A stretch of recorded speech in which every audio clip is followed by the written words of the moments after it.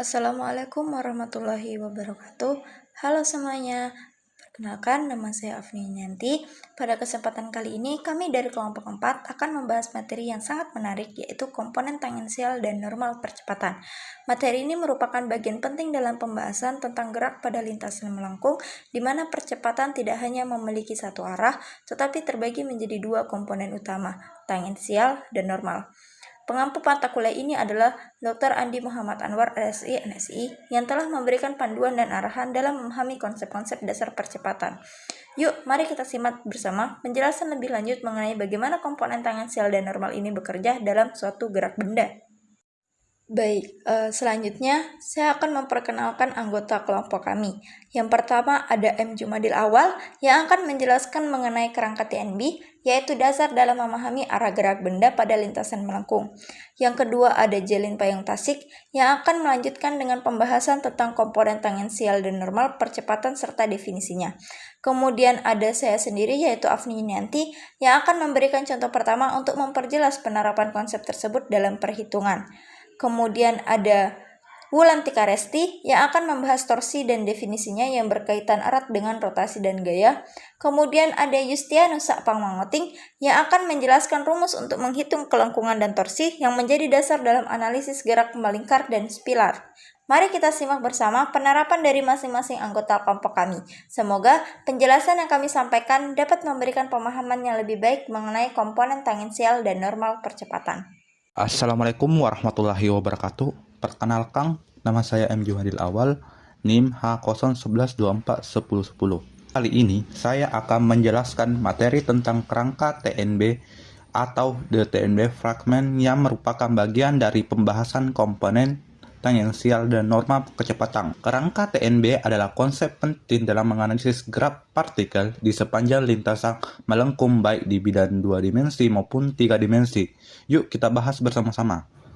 Nah, apa sih itu TNB? Nah, TNB itu adalah unit tangen atau vektor singgung satuan menuju arah gerak partikel di titik tertentu. Yang kedua itu norma atau unit normal vektor atau vektor norma satuan menunjukkan arah perubahan lintasan, yaitu kemana partikel membelok. Untuk yang ketiga, B atau unit binormal vektor atau vektor binormal satuan adalah tegak lurus terhadap bidang yang dibentuk oleh T dan N sehingga menunjukkan kecenderungan lintasan untuk keluar dari bidang tersebut. Untuk selanjutnya itu kita akan membahas tentang rumus-rumus untuk mencari TNB. Yang pertama adalah T atau unit tangen vektor atau vektor singgung satuan. Nah, vektor T itu atau tangen itu pada dasarnya menunjukkan arah gerak sebuah partikel di titik P pada suatu waktu. Misalkan kamu punya vektor posisi RT sama dengan XT, YT, ZT, di mana itu fungsinya untuk memberitahukan di mana posisi partikel setiap saat T atau waktu. Maka dapat dituliskan bahwa vektor T dalam kurung T sama dengan R aksen T dibagi norman R aksen T, di mana R aksen T ini adalah turunan dari vektor posisi yang hasilnya adalah vektor kecepatan. Vektor ini punya arah dan besaran seberapa cepat geraknya. Kemudian untuk normal R aksen T ini adalah magnitudo atau besaran dari vektor kecepatan yang kita sebut sebagai kelajuan. Rumusnya adalah akar dari jumlah kuadrat komponen-komponennya seperti yang ditulis di gambar. Jadi rumus tangen T itu artinya kita membagi vektor kecepatan R aksen T dengan kelajuan normal R aksen T. Hasilnya adalah sebuah vektor baru yang panjangnya 1. Makanya disebut satuan dan hanya menunjukkan arah saja. Jadi T itu versi sederhana dari vektor kecepatan yang cuma peduli sama arahnya. Bagaimana dengan N? N atau unit normal vektor atau vektor normal satuan. Nah, T terhadap T Ini adalah vektor singgung satuan yang baru saja kita bahas. Selanjutnya itu kita akan mencari nilai turunan dari vektor singgung atau vektor tangan. T aksen atau turunan dari vektor T dapat ditulis sebagai berikut. Kita cari normal turunan T terhadap T atau magnitudo atau besaran dari turunan T. Jadi, kita dapat tuliskan bahwa rumus dari N T itu adalah hasil bagi dari vektor perubahan arah T aksen T atau turunan T dengan besaran perubahan arah norma turunan T. Maka Hasilnya adalah vektor satuan yang menunjukkan tepat ke arah pusat kelengkungan atau belok lintasan. B itu adalah unit binormal atau vektor binormal satuan. Vektor B atau binormal ini melengkapi semuanya. Dia selalu tegak lurus terhadap T dan N.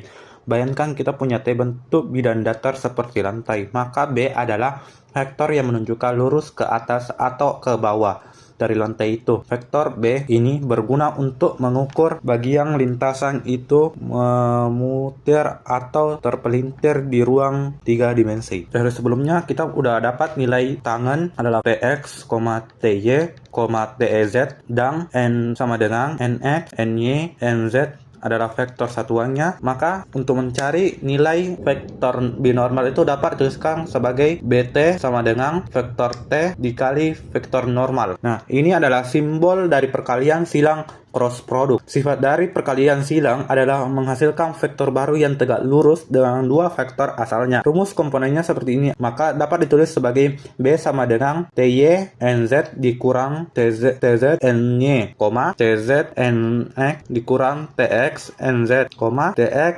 Ny dikurang Ty Nx. Nah, setiap komponen X, Y, Z dari B dihitung dari kombinasi komponen T dan N. Karena T dan N sudah merupakan vektor satuan dan saling tegak lurus, hasilnya perkalian silang yaitu B juga otomatis menjadi vektor satuan. jadi itulah penjelasan singkat saya tentang kerangka TNB di mana vektor tangen, normal, dan binormal membantu kita memahami arah gerak di ruang 3 dimensi. Berikutnya materi akan dilanjutkan oleh teman saya yang akan membahas komponen tangensial dan norma percepatan. Assalamualaikum warahmatullahi wabarakatuh. Baik, perkenalkan nama saya Jelen Bang Tasik dengan NIM H0112411031. Di sini saya akan menjelaskan mengenai komponen tangensial dan normal percepatan.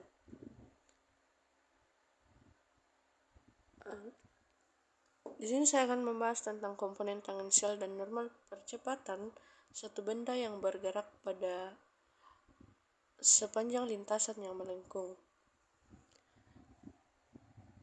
Dimulai dari kecepatan, yakni vektor kecepatan dapat ditulis sebagai turunan vektor posisi terhadap waktu, atau lebih jelasnya, kecepatan sama dengan perubahan panjang lintasan dikalikan vektor tangensial satuan T.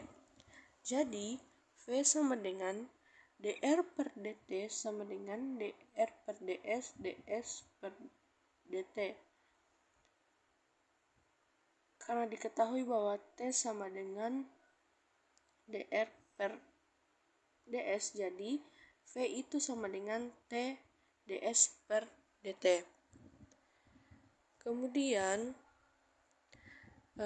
kita turunkan vektor kecepatan ini terhadap waktu untuk mendapatkan vektor percepatan. Hasilnya adalah turunan dari ds per dt kali T ditambah dengan ds per dt dikalikan dengan turunan T terhadap waktu. Jadi percepatan, ya, vektor percepatan yaitu A sama dengan dv per dt.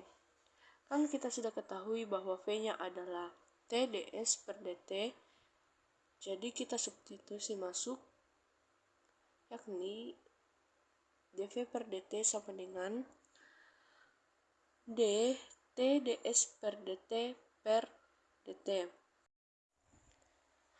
Kemudian d T ds per dt itu kita turunkan, yakni d kuadrat s per dt kuadrat t ditambah ds per dt dt per dt. dt per dt diturunkan jadi dt dan dt per dt diturunkan yakni dt per ds ds per dt. Kita substitusi masuk jadi d kuadrat s per dt kuadrat t ditambah dengan ds per dt dalam kurung dt per ds ds per dt. Kita ketahui bahwa dt per ds itu sama dengan kappa dikali n. Jadi itu sama, kita substitusi dt per ds ini sama dengan kn. Jadi d kuadrat s per dt kuadrat t ditambah ds per dt dalam kurung kn ds per dt plus kurung. Jadi A-nya itu adalah d kuadrat s per dt kuadrat t ditambah k ds per dt kuadrat n.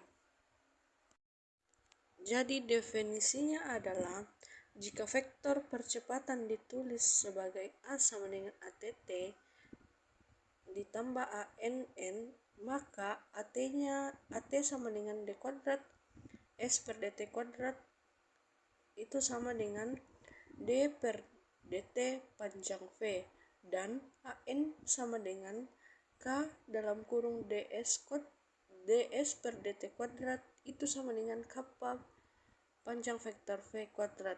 Itu merupakan komponen skalar tangensial dan komponen skalar normal dari percepatan. Jadi percepatan ini dapat diuraikan menjadi dua komponen ketika sebuah benda dipercepat oleh gaya, dorongan mesin, atau sebab lainnya.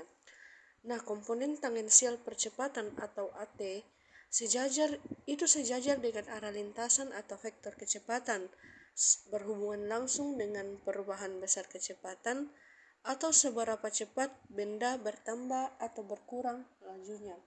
Kemudian komponen yang kedua yaitu komponen normal percepatan atau AN, di mana tegak lurus lintasan atau vektor kecepatan berhubungan dengan perubahan arah kecepatan, besarnya ditentukan oleh kecepatan dan jari-jari kelengkungan lintasan.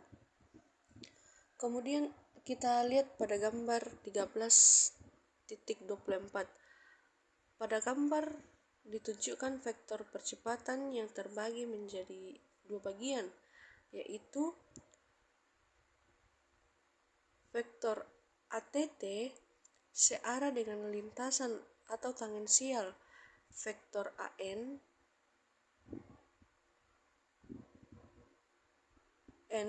tegak lurus lintasan atau normal. Dari gambar terlihat bahwa vektor kecepatan selalu dapat diuraikan dalam kombinasi dua arah tersebut. Artinya, seberapapun bentuk lintasan, percepatan benda selalu bisa dilihat sebagai hasil penjumlahan komponen tangensial yang mempercepat atau memperlambat gerak, dan komponen normal atau membelokkan arah gerak. Dengan memahami konsep ini, kita tahu bahwa AT itu seberapa cepat benda berubah kecepatan, sedangkan AN sama dengan seberapa cepat arah geraknya berubah.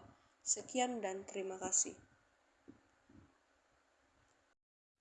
Jadi definisinya adalah jika vektor percepatan ditulis sebagai A sama dengan ATT ditambah ANN, maka AT-nya AT sama dengan D kuadrat S per DT kuadrat itu sama dengan D per DT panjang V, dan AN sama dengan K dalam kurung DS per DT kuadrat itu sama dengan kappa panjang vektor V kuadrat. Itu merupakan komponen skalar tangensial dan komponen skalar normal dari percepatan. Jadi percepatan ini dapat diuraikan menjadi dua komponen ketika sebuah benda dipercepat oleh gaya, dorongan mesin, atau sebab lainnya.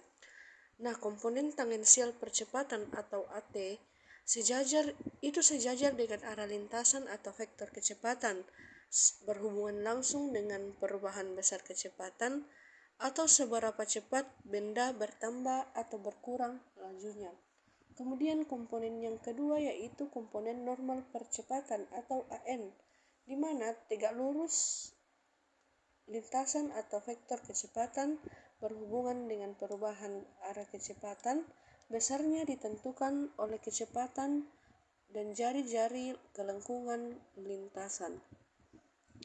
Kemudian kita lihat pada gambar 13.24. Pada gambar ditunjukkan vektor percepatan yang terbagi menjadi dua bagian, yaitu vektor ATT searah dengan lintasan atau tangensial, vektor AN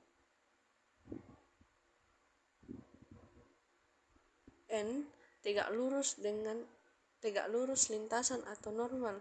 Dari gambar terlihat bahwa vektor kecepatan selalu dapat diuraikan dalam kombinasi dua arah tersebut. Artinya, seberapapun bentuk lintasan, percepatan benda selalu bisa dilihat sebagai hasil penjumlahan komponen tangensial yang mempercepat atau memperlambat gerak, dan komponen normal atau membelokkan arah gerak. Dengan memahami konsep ini, kita tahu bahwa AT itu seberapa cepat benda berubah kecepatan, sedangkan AN sama dengan seberapa cepat arah geraknya berubah. Sekian dan terima kasih. Assalamualaikum warahmatullahi wabarakatuh. Perkenalkan, nama saya Afni Yunianti dengan NIM H01124141. Di sini saya akan menjelaskan mengenai contoh 1, yaitu tentang tangensial. Oke, pada soal ini kita diberi fungsi posisi dari suatu partikel, yaitu RT sama dengan cos T ditambah T sin T I ditambah sin T dikurang T cos T J, dengan T lebih besar daripada 0. Kita diminta untuk menentukan percepatan A dalam bentuk komponen tangensial dan normal, yaitu A sama dengan AT T besar ditambah AN N besar. Artinya kita tidak perlu mencari arah vektor T dan N secara langsung, tetapi cukup menentukan besar dari masing-masing komponen percepatan, yaitu percepatan tangensial AT dan percepatan normal AN. Tujuan akhirnya adalah mendapatkan bentuk percepatan total hanya dari informasi fungsi posisi RT ini. Oke, kita lanjut ke langkah pertama. Langkah pertama adalah mencari kecepatan, yaitu turunan pertama dari fungsi posisi RT terhadap waktu. Kita mulai dengan menurunkan masing-masing komponen posisi. Untuk komponen XT, yaitu XT sama dengan cos T ditambah T sin T. Jika diturunkan terhadap T, hasilnya adalah X aksen T sama dengan minus sin T ditambah dalam kurung sin T ditambah T cos T, yang kemudian bisa disederhanakan menjadi T cos T. Selanjutnya, untuk komponen YT, yaitu YT sama dengan sin T dikurang T cos T, jika kita turunkan diperoleh Y aksen T sama dengan cos T ditambah minus cos T ditambah T sin T, dan hasil akhirnya adalah T sin T. Jadi, kecepatan vektor VT dapat ditulis sebagai T cos TI ditambah T sin TJ, atau dalam bentuk yang lebih sederhana, VT sama dengan T dalam kurung cos TI ditambah sin TJ. Ini menunjukkan bahwa arah percepatan searah dengan vektor posisi pada lingkaran, sedangkan besar kecepatannya bergantung pada nilai T. Langkah kedua, setelah kita mendapatkan vektor kecepatan, sekarang kita hitung besar kecepatannya atau nilai mutlak dari V. Dari percepatan sebelumnya, Vt sama dengan T cos Ti ditambah sin Tj. Maka besar kecepatannya adalah mutlak V sama dengan akar dari T kuadrat dalam kurung cos kuadrat T ditambah sin kuadrat T. Karena cos kuadrat T ditambah sin kuadrat T sama dengan 1, hasilnya menjadi panjang V sama dengan akar T kuadrat sama dengan T. Dan karena T lebih besar dari 0, maka nilai akhirnya tetap T. Selanjutnya, percepatan tangensial AT adalah laju perubahan dari besar kecepatan terhadap waktu. Jadi, kita turunkan mutlak V terhadap T diperoleh AT sama dengan D dt mutlak V sama dengan D dt terhadap T sama dengan 1. Artinya, komponen tangensial percepatan bernilai konstan yaitu 1, menunjukkan bahwa kecepatan partikel meningkat secara seragam seiring waktu. Selanjutnya, kita masuk langkah ketiga, yaitu mencari percepatan total dari gerak partikel. Percepatan total adalah turunan pertama dari kecepatan terhadap waktu atau bisa ditulis A sama dengan V titik di atas. Dari langkah sebelumnya, kita sudah punya VT sama dengan T cos TI ditambah T sin TJ. Sekarang kita turunkan masing-masing komponennya terhadap waktu. Untuk komponen X, kita turunkan T cos T terhadap T, hasilnya adalah cos T dikurang T sin T. Lalu untuk komponen Y, kita turunkan T sin T terhadap T sin T, sehingga didapat sin T ditambah T cos T. Jadi percepatan totalnya dapat ditulis sebagai cos T dikurang T sin TI ditambah sin T ditambah T cos TJ. Dengan kata lain, vektor percepatan ini memiliki dua komponen, satu searah dengan sumbu X dan satu lagi searah dengan sumbu Y, yang keduanya berubah terhadap waktu. Sekarang kita masuk ke langkah keempat, yaitu menghitung besar percepatan dari partikel. Dari langkah sebelumnya, kita punya vektor percepatan AT sama dengan cos T kurang T sin TI ditambah sin T ditambah T cos TJ. Untuk mencari besarnya, kita gunakan rumus mutlak A sama dengan akar dari A kuadrat X ditambah A kuadrat Y. Maka kita kuadratkan masing-masing komponen dan jumlahkan, yaitu mutlak A kuadrat sama dengan cos T dikurang T sin T kuadrat ditambah sin T ditambah T cos T kuadrat. Setelah dikembangkan dan disederhanakan, kita dapatkan A kuadrat dikurang cos kuadrat T ditambah sin kuadrat T ditambah T kuadrat sin kuadrat T ditambah cos kuadrat T. Karena cos kuadrat T ditambah sin kuadrat T sama dengan 1, hasil akhirnya menjadi mutlak A kuadrat sama dengan 1 ditambah T kuadrat. Jadi besar percepatan adalah mutlak A sama dengan akar dari 1 ditambah T kuadrat. Artinya percepatan total bertambah seiring waktu karena nilainya bergantung pada T. Sekarang kita masuk ke langkah kelima, yaitu menentukan percepatan normal AN dengan cara langsung. Kita tahu bahwa hubungan antara percepatan total, percepatan tangensial, dan percepatan normal adalah A kuadrat T ditambah A kuadrat N sama dengan mutlak A kuadrat. Dari sini kita bisa mencari nilai AN menggunakan rumus AN sama dengan akar dari A kuadrat mutlak A kuadrat dikurang A kuadrat T. Substitusi nilai yang sudah kita dapat sebelumnya, yaitu mutlak A kuadrat itu kan sama dengan 1 ditambah T kuadrat dan AT sama dengan 1. Maka diperoleh AN sama dengan akar dari 1 ditambah T kuadrat dikurang 1 sama dengan akar T kuadrat. Karena T bernilai positif, maka hasilnya adalah AN sama dengan T. Jadi, besar percepatan normal bertambah secara linear terhadap waktu. Sekarang kita sampai pada bentuk akhir percepatan dalam sistem basis T dan N. Dari langkah-langkah sebelumnya, kita sudah menemukan dua komponen penting, yaitu percepatan tangensial AT sama dengan 1 dan percepatan normal AN sama dengan T. Maka percepatan total vektor A dapat ditulis dalam bentuk kombinasi kedua arah ini, yaitu vektor A sama dengan AT T besar vektor ditambah AN vektor N besar, substitusikan nilainya ke dalam persamaan. Vektor A sama dengan AT tadi 1 dikali T besar vektor ditambah AN tadi T dikali vektor N besar. Artinya, percepatan total terdiri dari dua komponen tangensial yang tetap sebesar 1 dan komponen normal yang semakin besar seiring bertambahnya waktu T. Jadi, semakin lama waktu berjalan, arah percepatan ini akan makin didominasi oleh komponen normal. Sekian penjelasan dari saya lanjutkan ke penjelasan materi selanjutnya. Baik, pada bagian ini kita akan membahas tentang torsi pada suatu kurva di ruang 3 dimensi dan definisi normal torsi. Sebelumnya kita sudah tahu bahwa setiap kurva mulus di ruang 3 dimensi memiliki 3 vektor satuan penting, yaitu T, N, dan B. Ketiga vektor ini membentuk apa yang disebut kerangka Frenet-Seren. Nah, sekarang kita ingin tahu bagaimana vektor B berubah terhadap panjang busur S, atau dengan kata lain, bagaimana bentuk dari turunan dB per ds. Kita mulai dari definisi B sama dengan T kali N. Kalau kita turunkan terhadap S, maka diperoleh dB per ds sama dengan dt per ds kali N tambah T kali dN per ds. Sekarang perhatikan bahwa arah dt per ds searah dengan dn, sehingga hasil kali silang dt per ds kali n sama dengan 0. Akibatnya tinggal satu suku, yaitu dB per ds sama dengan t kali dn per ds. Nah, dari sifat perkalian silang, kita tahu bahwa hasilnya selalu tegak lurus terhadap kedua vektor yang dikalikan. Karena itu, dB per ds pasti tegak lurus terhadap t. Selain itu, karena panjang B konstan, maka perubahan B juga tegak lurus terhadap B itu sendiri. Satu-satunya arah yang memenuhi kondisi itu adalah arah N. Dengan demikian, kita bisa tulis dB per ds sama dengan min torsi N. Nah, tanda negatif di sini adalah konvensi atau kesepakatan saja. Nah, sekarang kita lanjut ke bagian berikutnya, yaitu definisi formal dari torsi.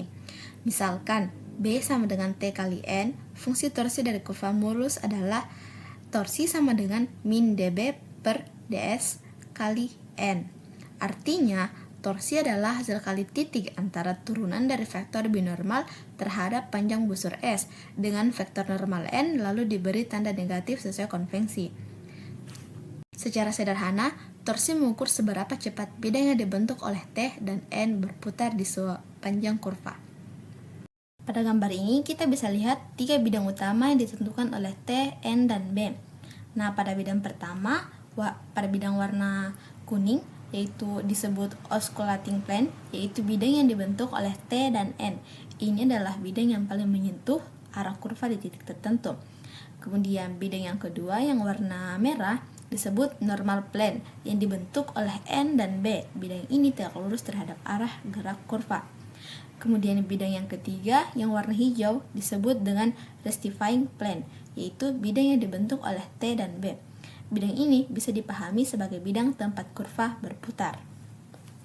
Analoginya seperti kereta yang naik di lintasan spiral, lalu perubahan arah lampu depan kereta dari kiri ke kanan saat berjalan menggambarkan kelengkungan, sedangkan laju kemiringan rel yang berputar ke samping menggambarkan torsi. Semakin cepat bidang lintasan itu berpiling, semakin besar nilai torsi kurva tersebut. Dengan kata lain, kelengkungan menunjukkan seberapa tajam kurva berbelok, sedangkan torsi menunjukkan seberapa besar kurva itu berputar keluar dari bidang semula. Sekian penjelasan dari saya, selanjutnya akan dijelaskan oleh teman saya. Terima kasih atas perhatiannya.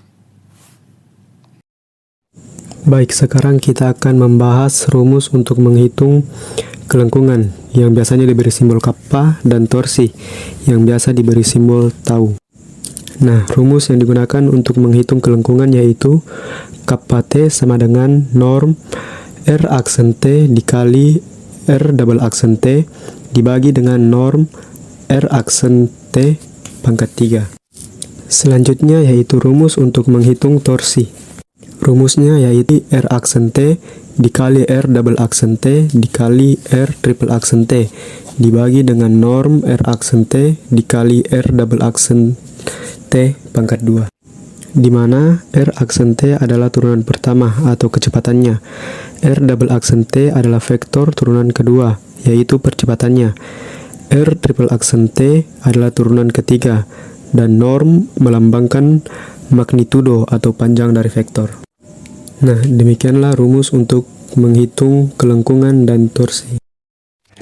Baik, sekarang kita akan masuk ke dalam contoh di mana vektor R terhadap T dari T, T kuadrat, 0. Nah, yang diketahui RT-nya itu sama dengan T, T kuadrat, 0. R aksen T-nya 1,2T, 0. R double aksennya 0,2, 0. R triple aksennya 0,0,0. Nah, kita akan mencari kelengkungannya. Yang pertama itu kita akan mencari norm R aksen T, yaitu sama dengan akar dari 1 kuadrat tambah 2T kuadrat tambah 0 kuadrat, dimana kita mendapatkan akar 1 tambah 4x. Selanjutnya kita akan mencari R aksen T dikali dengan R double aksen T, sehingga kita memperoleh matriks I JK 1 2T 0 0 2 0, sehingga kita mendapatkan hasil 0,02. Selanjutnya kita akan mencari norm R aksen T dikali R double aksen T, sehingga kita mendapatkan akar 0 tambah 0 tambah 0 pangkat 2. Nah, hasilnya itu 2. Selanjutnya kita substitusikan ke dalam rumus, sehingga kita memperoleh 2 per norm akar 1 tambah 4 T kuadrat pangkat 3, sehingga kita mendapatkan 2 per 1 tambah 4 T kuadrat. Selanjutnya kita akan mencari torsi. Nah, untuk itu kita harus mencari R double aksen T dikali R triple aksen T, itu sama dengan 0. Nah, karena R double aksen T dikali R triple aksen T sama dengan 0,0,0, maka R aksen T dikali dengan R double aksen T dikali R triple aksen T, itu hasilnya sama dengan 0. Kita juga mencari norm R aksen T dikali R double aksen T. Nah, itu hasilnya 2. Selanjutnya kita substitusikan ke dalam rumus, sehingga kita memperoleh 0 per 4, dan hasil akhirnya itu 0. Mungkin demikian contoh soal yang dapat saya sampaikan.